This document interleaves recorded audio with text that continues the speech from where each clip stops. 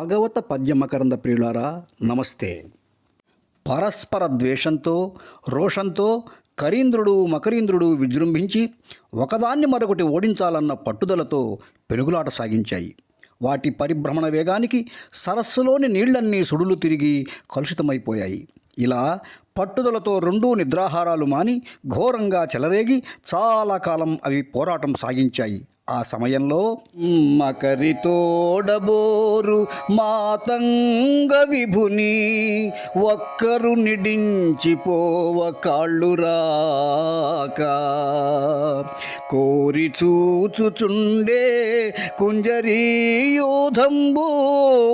మగలు దగులుగారే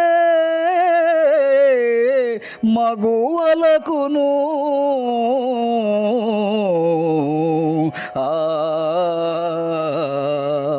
అలా మొసలితో పోరాడుచున్న గజరాజును ఒంటరిగా వదిలి వెళ్ళిపోవడానికి మనసొప్పక ఆడ ఏనుగులు ఆత్రంగా అలానే చూస్తూ నిలబడిపోయాయి. ఎందుకంటే లోకంలో భార్యాభర్తల అనుబంధం విడదీయరానిది కదా. అప్పుడేమైందంటే జీవనంబు తనకు జీవనంబైయుంటా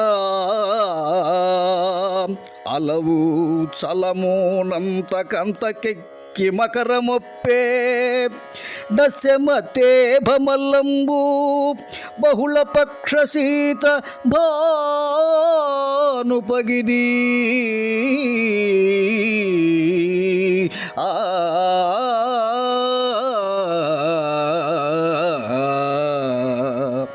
చెలరేగి పోరాడుతున్న సమయంలో కాలం గడిచే కొద్దీ మొసలి జీవనాధారం నీరు కాబట్టి దాని బలం పట్టుదల అంతకంతకు పెరిగిపోతున్నాయి.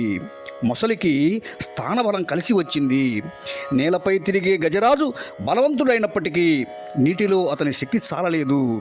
కృష్ణపక్షంలో తరిగిపోయే చంద్రకాంతిలా గజరాజు బలం తగ్గి అలసిపోసాగాడు.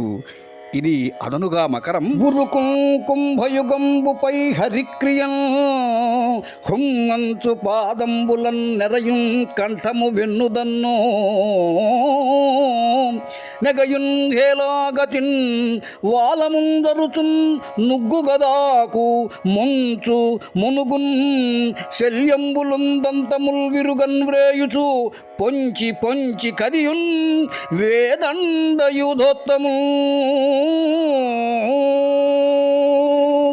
మకరం విజృంభించింది, హుంకరించింది, కుంభస్థలం మీదికి దూకింది, తోకతో బలంగా ఎముకలు విరిగేలా కొట్టింది, పలు విధాలుగా గజరాజును హింసించింది.